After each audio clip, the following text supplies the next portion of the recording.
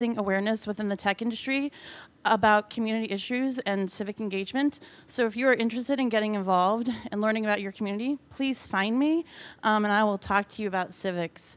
We have volunteer opportunities, we have a newsletter, and we have an event about once a month. With that, I would like to introduce Sam from New Knowledge.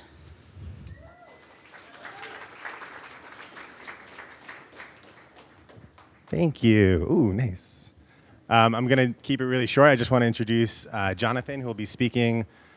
He founded New Knowledge, so he has a lot of insider information. I work as a recruiter at New Knowledge, so if you have interested in any opportunities, there's a few pamphlets scattered around. You can see what openings we have right now. You can go on our website and speak to me afterwards. I will be probably over there somewhere. Let's give it up to Jonathan. Yeah, woo! Cool. Thanks, Sam. Thanks, ATA, for letting us host the event and bringing folks together. And thanks to you all for coming and hanging out. So I guess there's two things that we could probably talk about. Oh. Does it need to be closer to my face? All right, cool. I'm a little loud normally, but not that loud. OK. So I guess the two things that we could probably talk about are New Knowledge. So and why we do what we do, and how why we started the company, and the impact that we think some of the things that we're out to detect have the impact that they have on public discourse and democracy writ large. And then also, there's a nonprofit that some folks of us at New Knowledge founded about 2 years ago that now has a new ED, and it's kind of moved on to do its own thing, but it's called Data for Democracy, and it's very sort of mission aligned, and folks here may have heard of that as well, and we do a lot of tech and interesting stuff that's at the intersection of data, data science, and kind of civic participation. And really, we can spend most of the time answering questions, probably, because otherwise me talking for more than 15 or 20 minutes is going to get super boring. So, all right. So the two things. So I'll start with New Knowledge. So maybe like in 2012 or 2013, I had well, actually, let's start way, way, way earlier. So in 2006, 2007, I got a job as a professional blogger, which I'll date myself and say at the time that was really novel. It didn't used to be a thing. Like, people couldn't just like post stuff on the internet and get paid for it. So I thought it was cool because I really liked the internet. I was pretty nerdy. But the type of stuff that we would get into at the time was like, we were basically like manufacturing clickbait to drive as much content to our posts as possible. And we would figure out how to drive traffic in other ways. So there was like a community called Dig. Anyone remember Dig? Is anybody old enough for Dig? Nice. So Dig is like Reddit, more or less, where like people would vote up stories that they liked and vote down stories that they didn't like or stumble upon, if you're old and remember that website also. Similar kind of idea. So the whole like conceit of the modern internet is that like the crowd is wise. Like, the crowd has wisdom. So if like a lot of people like it, then it's probably more valid. So like if you make it trend, or if it's popular, like it's good, it's better somehow. And so the way that those communities work is that like people who submit stories that end up being popular get more credibility. And so they have a lot of like weight on the platforms. And then if you could get a lot of votes, that's good too. So you're kind of looking for like credibility and then like speed, I guess, speed of upvotes.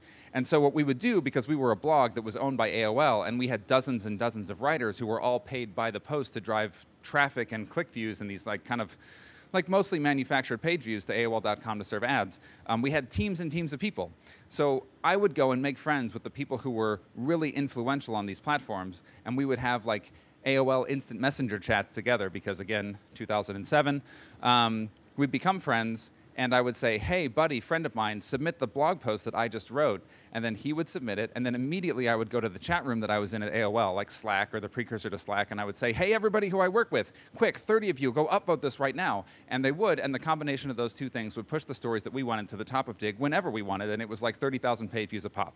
And this is going somewhere, I promise. but like, so to us in our minds, we were like, this is fantastic, because when we do this, people assume that our content is popular. Bigger blogs pick up the content. They drive more traffic to it. Sometimes that signal is good for the people who ran AOL.com, which was like the mothership, where they could drive hundreds of millions of page views to a single blog post at any given time, because we were like a subsidiary. So we basically like tricked our way up the chain to get people to focus on the content that we wanted them to do. And at the time, we were like, this is awesome. It's just hustle. You know, we're just like hustling to get traffic. And I think at the time, sure, that was pretty much the case. The amount of people who got their information from the internet and assumed that it was credible was really small. Like, this was the era when like you weren't allowed to cite Wikipedia, because Wikipedia, like citing things on the internet was a crock. You only cite like physical paper sources. But of course, now all of that's changed. And I think it's because the majority of people now get most of their information from the internet. So the sorts of things that we used to do that were like little tricks, kind of like little scams to drive page views, like now are the sorts of things that people do to run large-scale disinformation campaigns to convince the entire country that something is popular when it's actually not.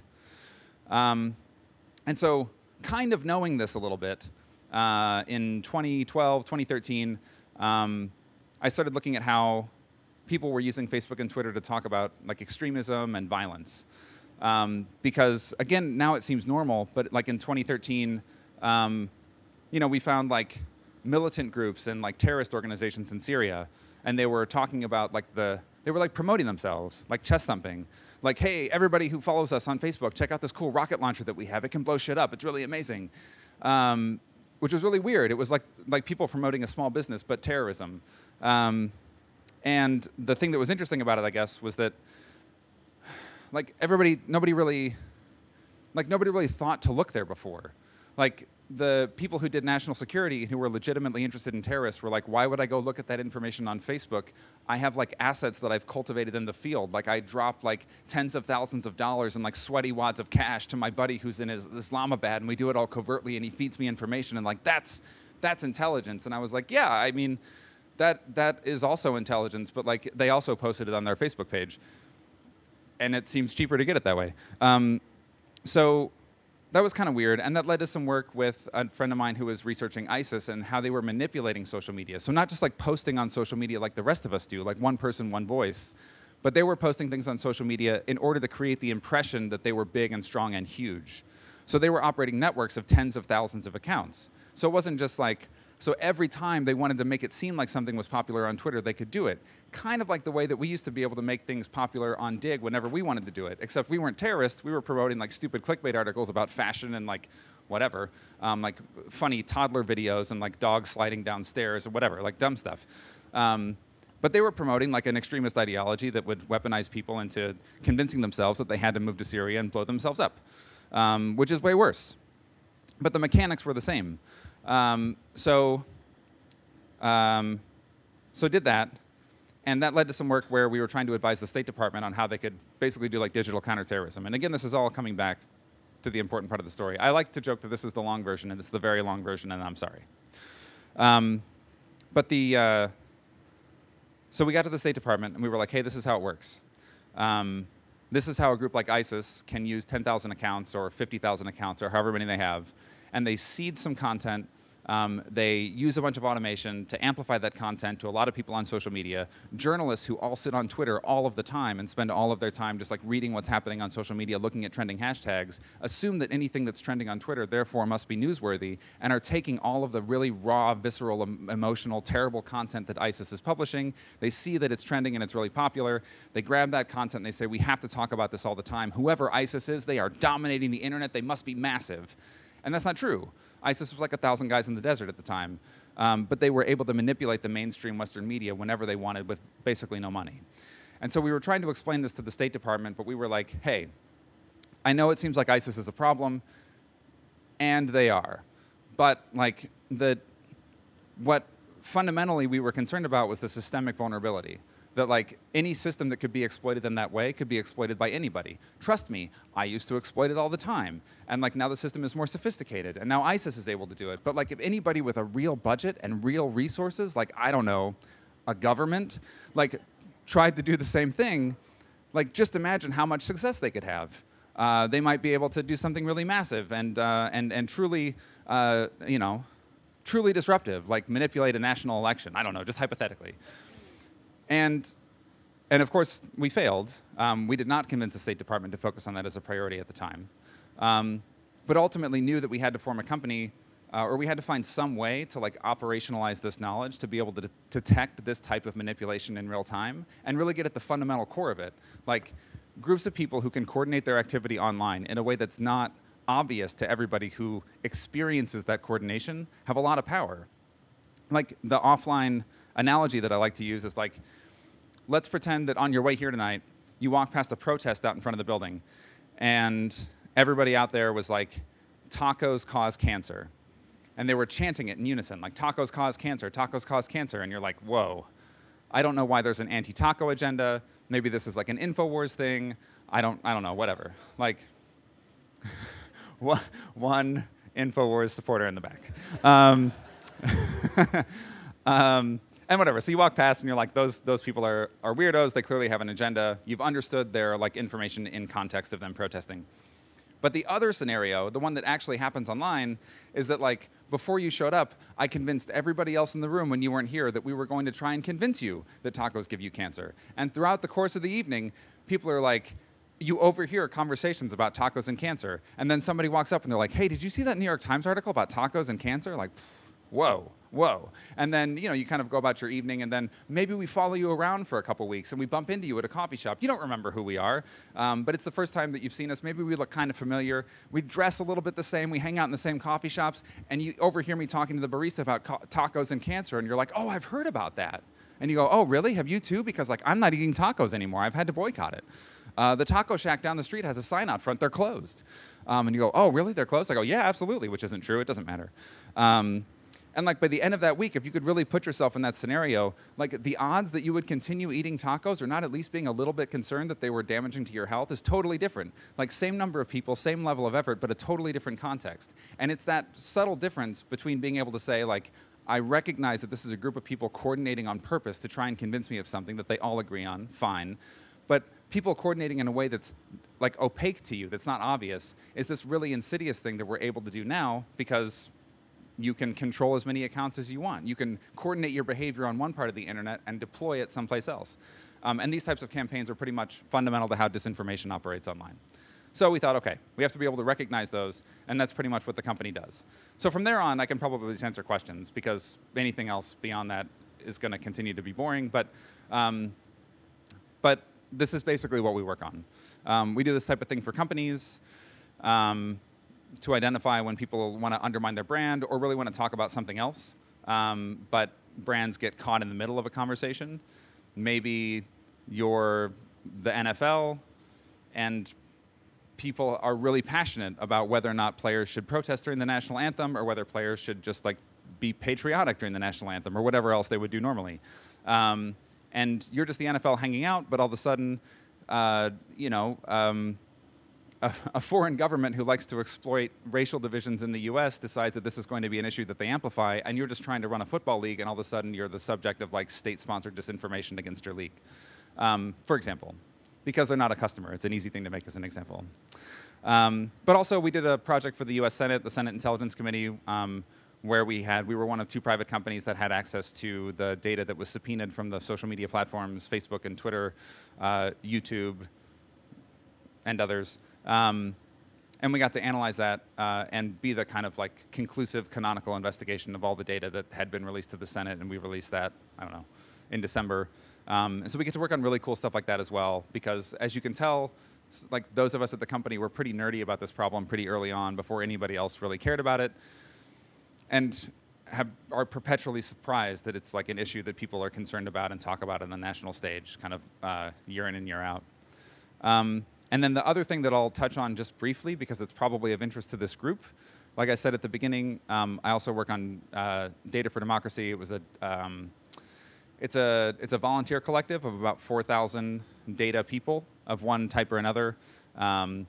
It's a self-organizing group. They pick social impact projects to work on. They collaborate globally.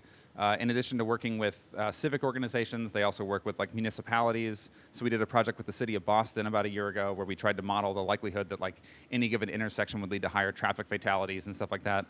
We've worked with big organizations like Amnesty International, the Southern Poverty Law Center, and on and on and on. So anyway, it's a cool place to go if you are interested in deploying your skills as a technologist of any type and want to get involved with other like-minded people. Organize, we have chapters. There's a group that meets kind of infrequently here in Austin, but other cities around the country and the world. So that's another area that I'm happy to dig into. So maybe I'll just like leave it all there and see if anybody has any questions. Like, is there anything you'd want me to talk about as opposed to just talking about myself? Yes.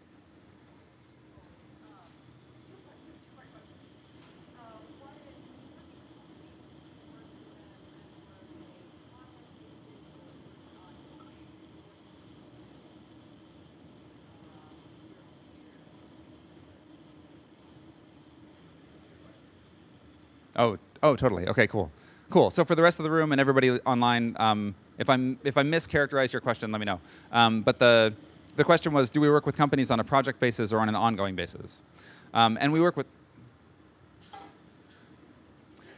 we work with companies on an ongoing basis. And the reason that we do is so for most organizations, there's some subculture on the internet that is hyperactive, hyper passionate, and understands these like distribution mechanics.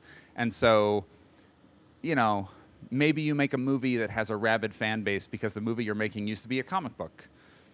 And there's people who really feel passionately that like in the comic book, that character was a white man, and so if you make a movie and the character's not that white man, like my whole childhood has been ruined, and I need to make sure that everybody on the internet knows that your movie studio is a dumpster fire and doesn't deserve to exist or whatever.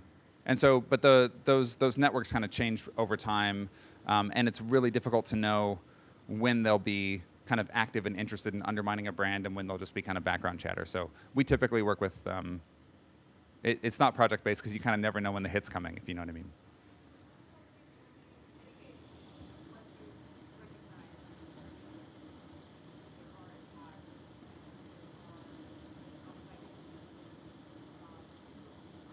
Uh-huh.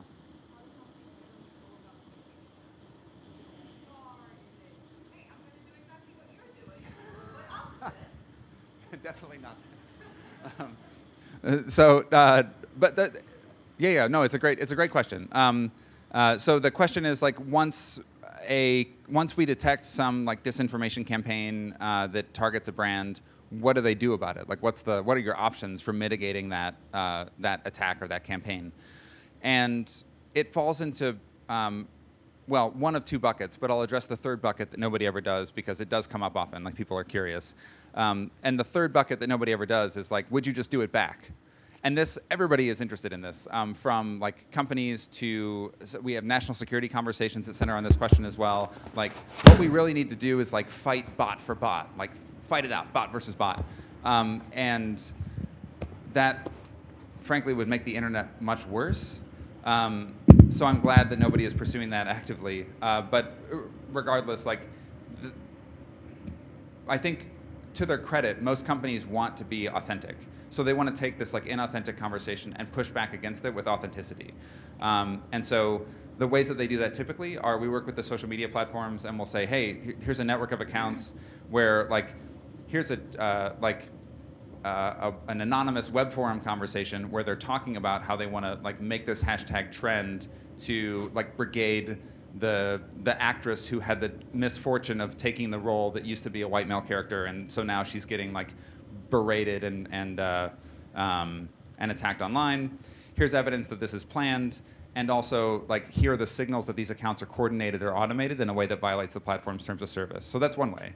The platforms definitely want to remove this type of activity because it really like undermines the credibility of the entire distribution or like the entire conversation on their platform. And the other way is that the brands just want to know that what's real and what isn't. It's really difficult for like these huge corporations. Like I think for most of us, like there's no distinction. Like you kind of know what's real and what isn't in our personal social media feeds. But when you're like a Fortune 100 company and millions of people talk about you every day, all you can do is look at aggregate statistics about what that conversation is to get a sense about how people talk about you. So you're like, I don't know, 50,000 people talked about us in the context of this like terrible event. And we can help them understand like, yeah, that's true, but like 45% of those accounts were coordinating we think that there's a network that you could go, talk to Twitter about, see if they, take action on this because it violates their terms of service, or at least like don't plan your communication strategy around what's basically fraudulent activity, or do, but just use that information to know that these aren't necessarily like real people or real potential customers who are, and so it gives them awareness to make better choices and not get fooled. But those are really the only two mitigation strategies available. Cool. Other questions? Yeah, a couple questions. Regarding the taco cancer example, This I have a button. the canonical taco cancer Yeah, example? so is the repeated inquiry after a period of time the reinforcing factor there, or is it just quantity or over time or both? Or It's a little bit both. Okay. So it's repetitive is important because the more times you hear something, the more likely you are to believe it. Kind of being first on something is important. So like the first version of the truth that you hear is the version that you're likely to believe, and like it's the really anchor. difficult to unseat that afterwards, like psychologically. High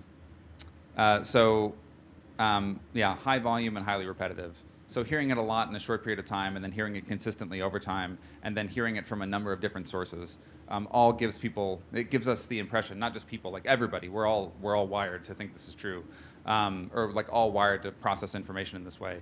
Those are the ways that people get kind of come to the impression that there's some social consensus that something is or is not so, Right. or an opinion is or isn't true, or is or isn't valid. So it's that kind of manufactured social consensus, and the more that you can reinforce that, the more likely the campaign is to be successful. Okay, second question.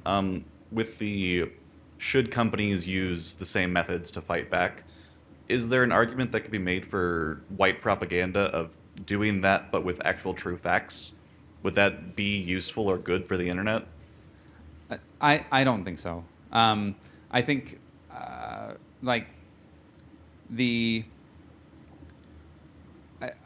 it's hard to speak to every possible like theoretical use case, but I think for the most part, brands have really huge platforms. Like most of us don't think of them that way, and like a lot of the times, I think the brands have gone out of their way to seem smaller and approachable and more like culturally relevant. Like Wendy's Twitter feed is hysterical, It just like seems like some funny person you'd want to hang out with at parties, like making jokes.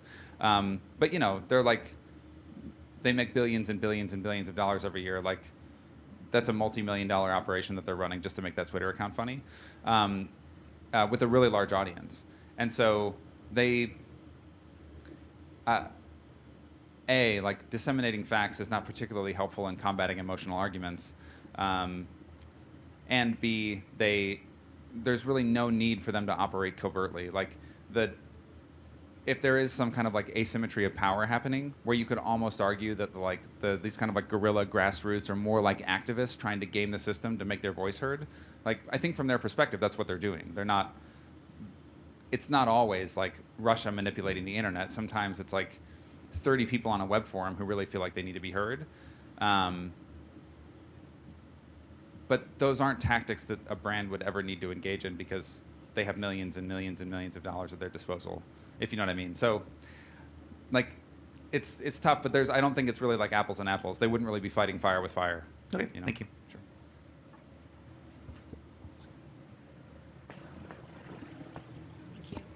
I've heard it's really hard to get the Twitter or Facebook information when compared to Wikipedia or Google News because you have to pay for it, especially when it comes to Twitter. And then even if you pay for it, you can just get the random 10% of the information. So like how do you get the information from social media, and then how do you operate them? Like what kind of technology, machine learning, kind of like AI technology do you leverage it to detect the fraud and say it's false or it's truth? Yeah, that's a really good question. It's true that there is like limited available data, and I think the model that we had to develop was one where we were being pretty targeted and specific about what data we were looking for. So I guess I'm not sure if this is ideal, but like from an engineering perspective, you could imagine like the most pure approach to this problem might be to just collect everything from the internet, literally everything, and then look for patterns of coordination and say, oh, well, there you go. It turns out like this website and these 3,000 Twitter accounts and those 42 Facebook pages and those 3,000 Instagram accounts, we got them all. Fantastic. You know what I mean? Like you could identify, because ultimately like the machine learning that we're using is looking for these types of like patterns of coordination. So we are looking for content that is similar, sometimes identical, but usually just similar, that's posted by multiple accounts in a short period of time, usually along a timeline that is running a playbook that we know to be consistent with disinformation. So like, here's 30 accounts that all seem to be working together. Not only are they working together, but they're really trying to influence this real person. And if that real person believes their like manipulation to be true, they kind of launder the information and they push it to a larger network. And like, so we kind of understand these patterns and we can model them. But ultimately, that's a pretty small data set. It's kind of more about knowing where to look for signals as opposed to like sucking down the entirety of Twitter and then just like hunting for patterns. That's what I was thinking about. Like. Yeah. Right, which I think is also why, like in their defense, I think the platforms take a lot of heat for this problem, and like in a lot of ways they should. But I think where I think they are being unjustly criticized is like, why haven't you dealt with this problem, Twitter, completely? Why haven't you just eradicated this from your platform, Facebook? And as somebody with a data science and software engineering background, it's like, I have no idea how you would even technically approach a problem at that scale, where you have billions of accounts and like every day you're producing petabytes of data. Like to find these types of coordination, this type of coordination in like data of that size is, it's a ridiculous that's a goal, problem. but currently it's just modeling the specific use case and figure out like the similar frauds, right? That's right. Okay, thank you. Yeah, sure.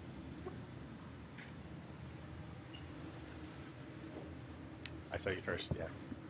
Testing. Oh, cool. Hi.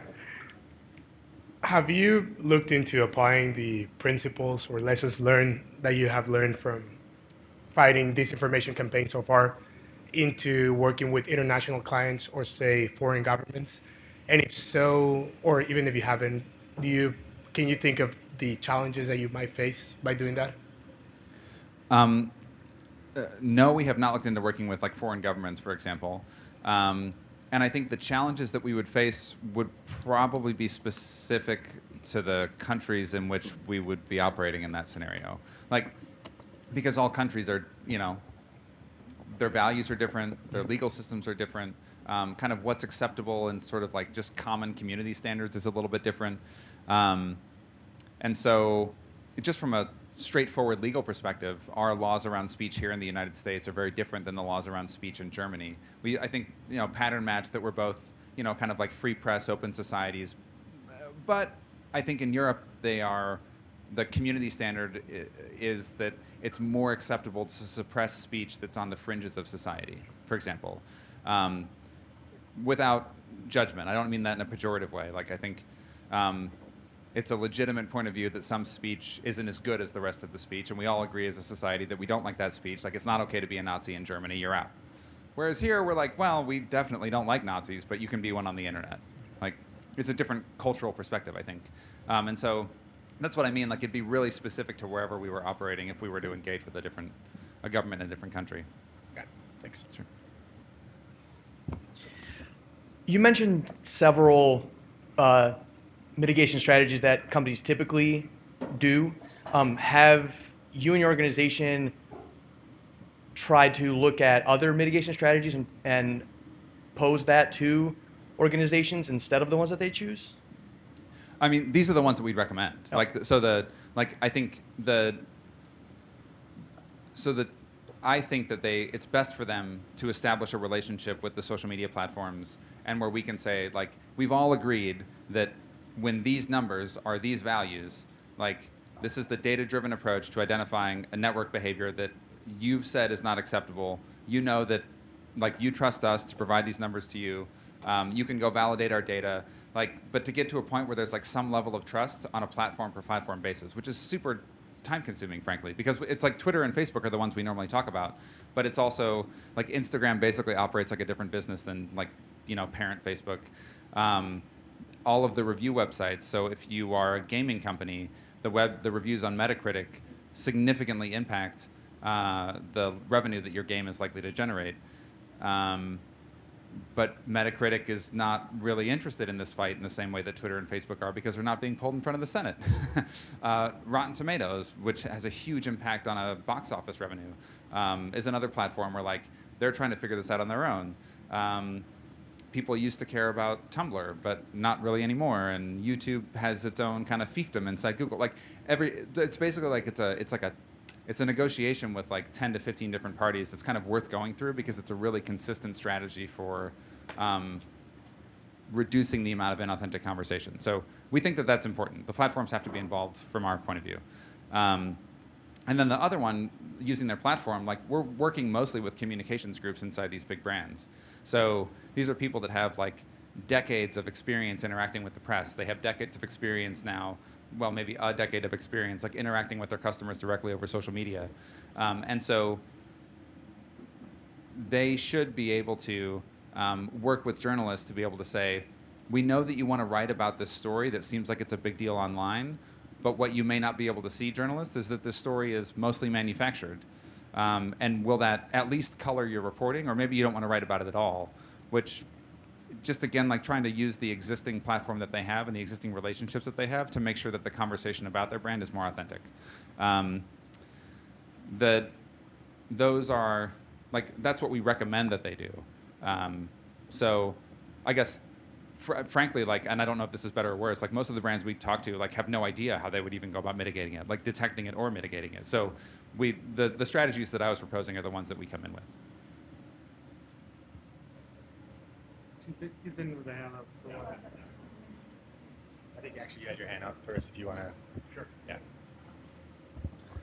I was curious, as you develop your product and as it shapes over time, what does your market look like, or the customer that you're building this for? Who do you have in mind, and what does that look like in kind of for lack of a better term, your pie chart of existing customers? Are we talking public figures, government organizations, public servants, corporate brands, that type of a thing?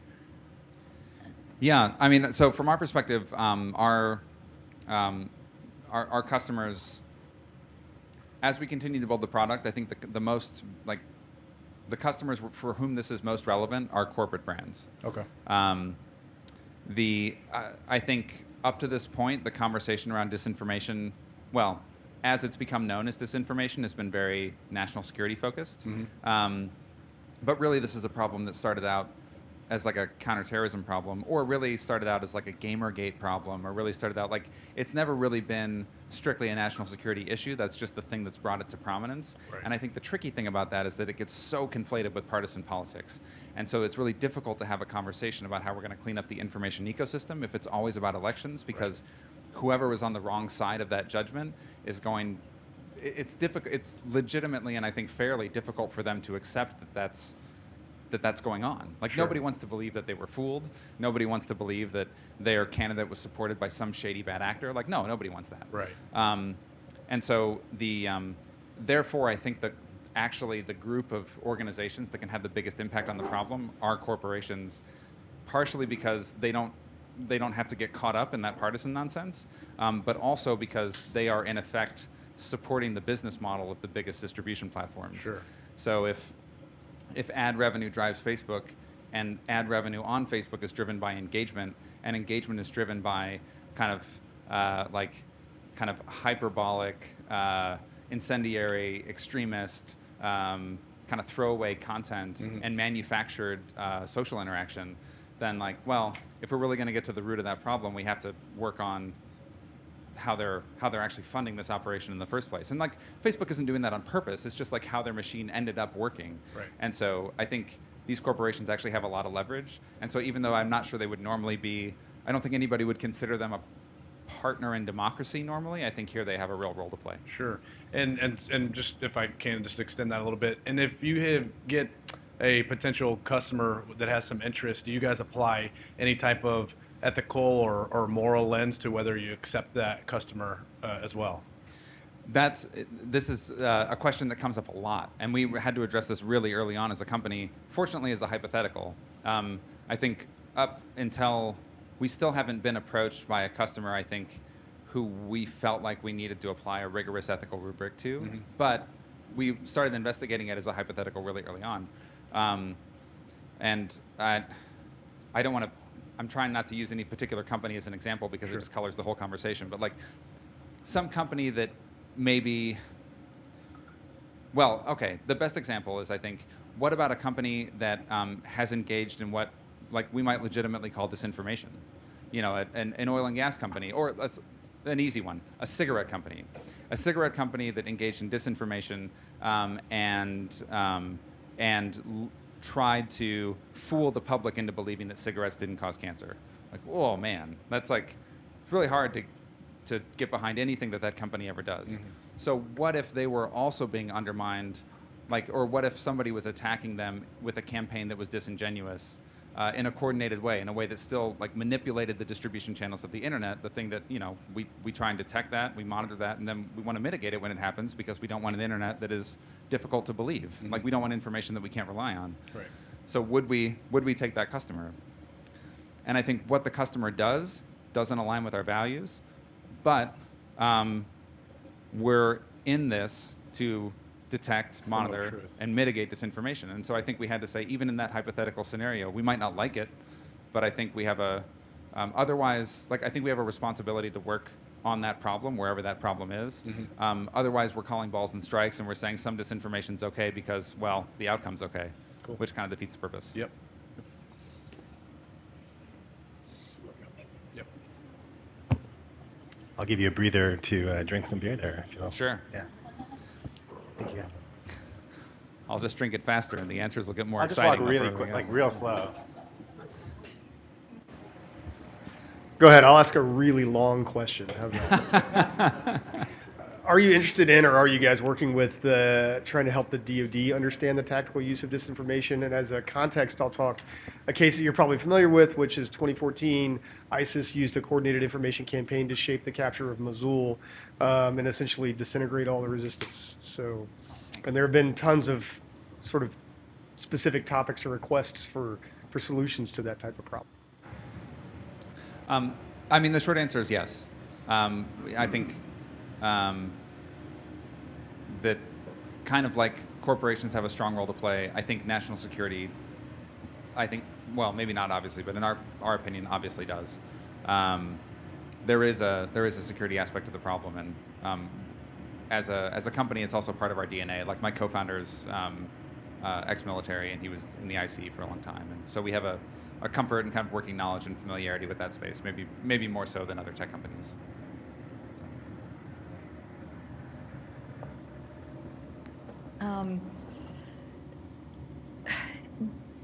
Do you guys also look into the, I guess, psychology of what drives this? For example, customer segments. Are there any trends that emerge about visitors that are involved in those page views that are trending that are the recipients of that, for example, or the audience of that disinformation? For example, and my mom the other day sent me this viral message, and she was very insistent that my microwave was trying to kill me. No joke. It was a Wait, WhatsApp what was trying to message. kill My you? microwave oven Okay.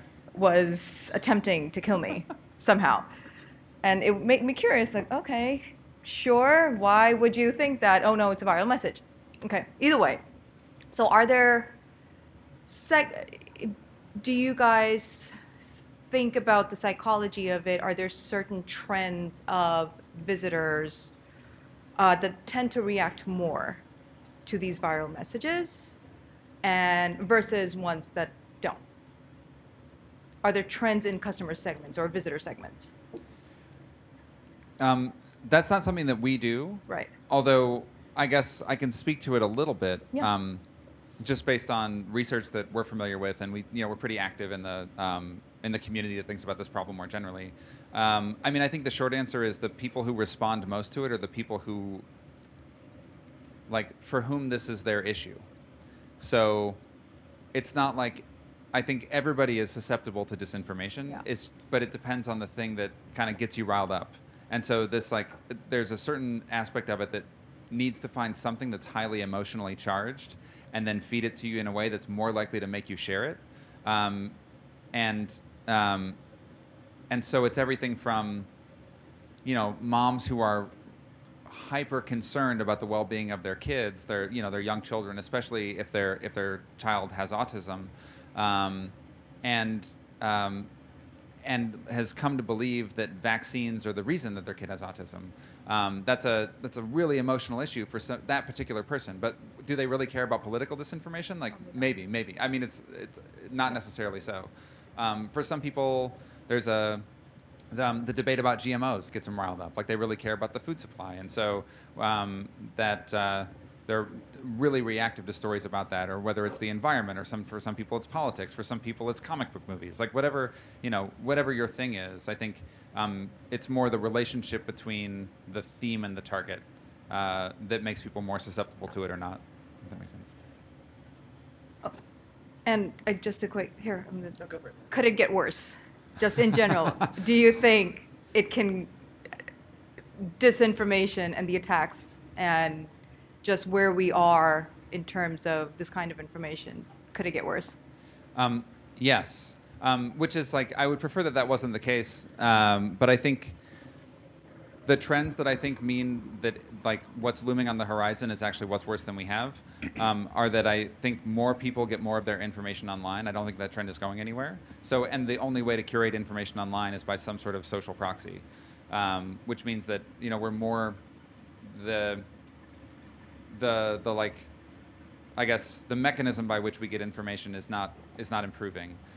That plus the improvements that are being made on things like chatbot technology and advertising targeting.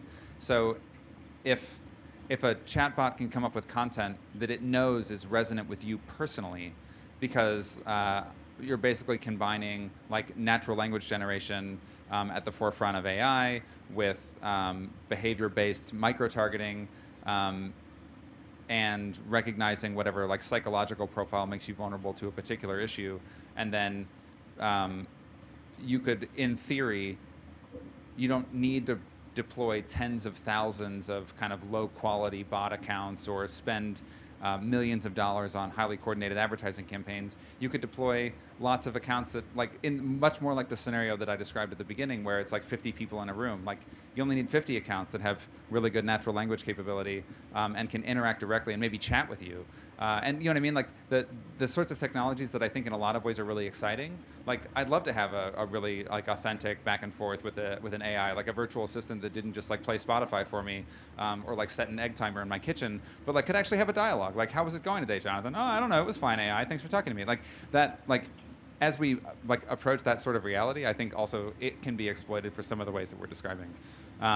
So I'm not really sure what the path out of that is, though. I guess we'll figure it out.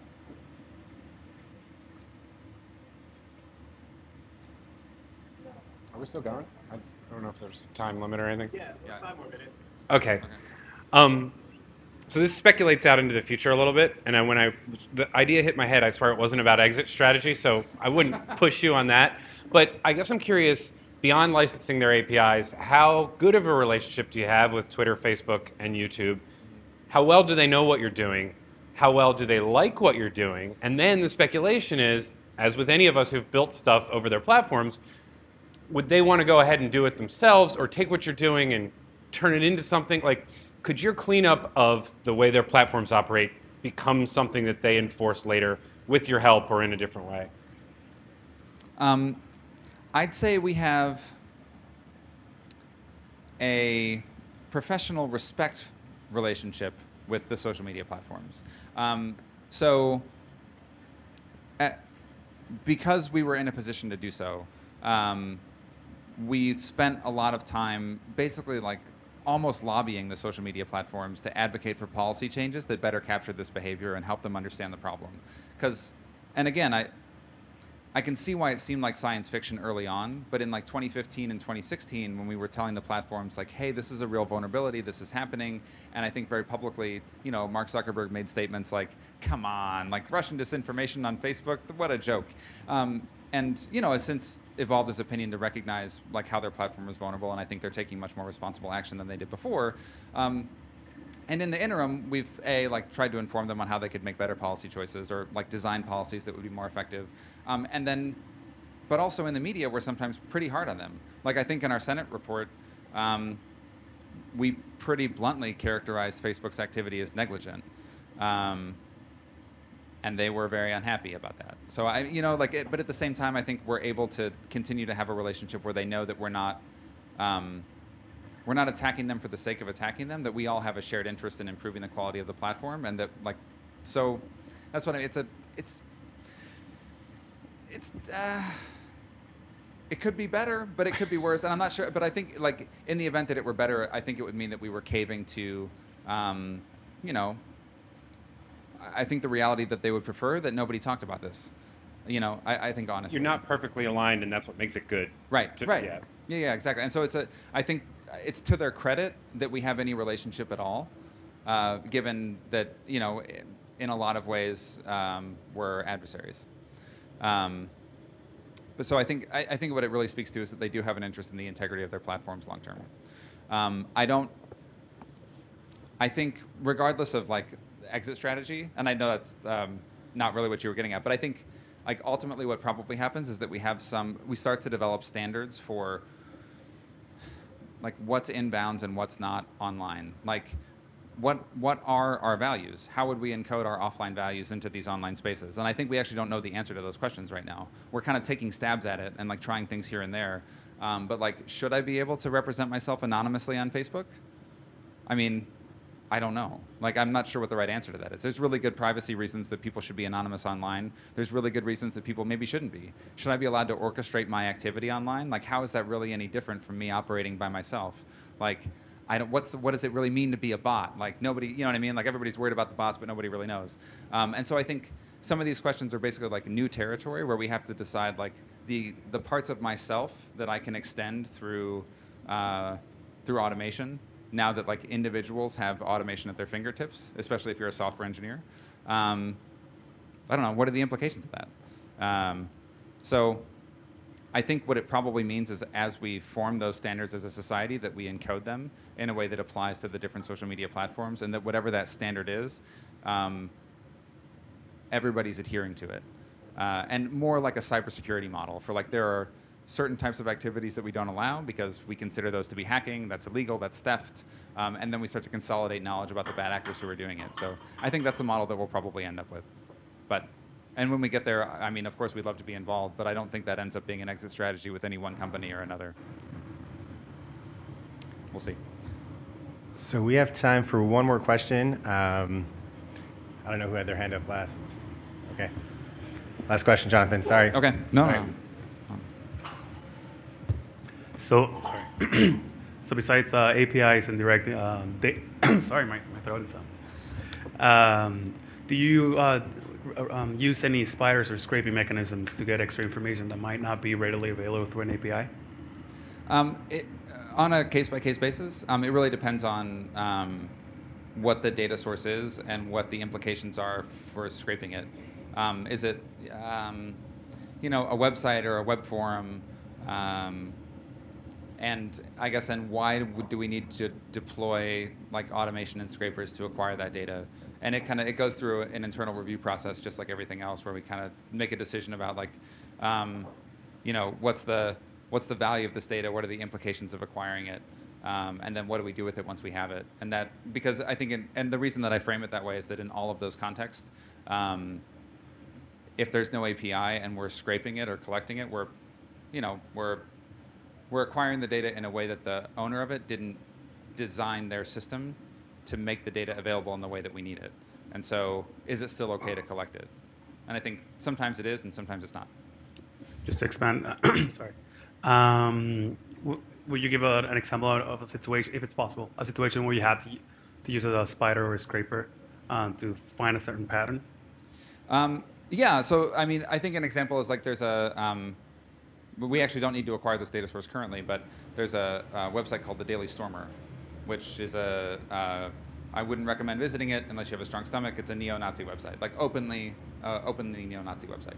And that was both on the website itself and then in the comments section of that website, it was a place where people would organize brigades to go on like anti-Semitic attacks, usually against journalists on mainstream platforms like Twitter and Facebook. And so we felt like it was necessary to acquire that data so that we could try and understand if we could detect when those sorts of campaigns were going to occur. I don't know and don't care if the Daily Stormer wants us to acquire data in that way. I mean, that's not true. I don't mean to be flippant.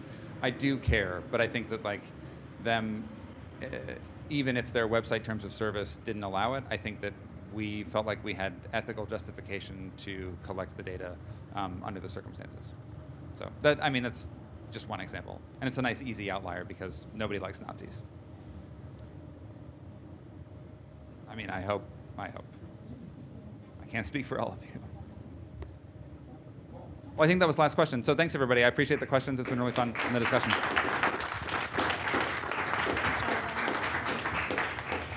Thank you, everybody, for coming.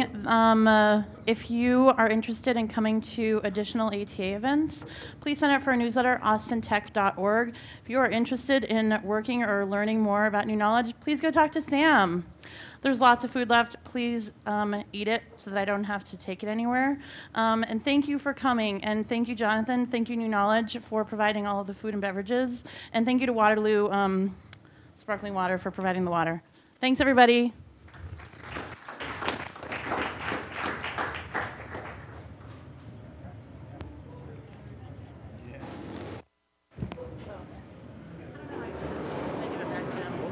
To like, no, you have to like untwist it somehow. I don't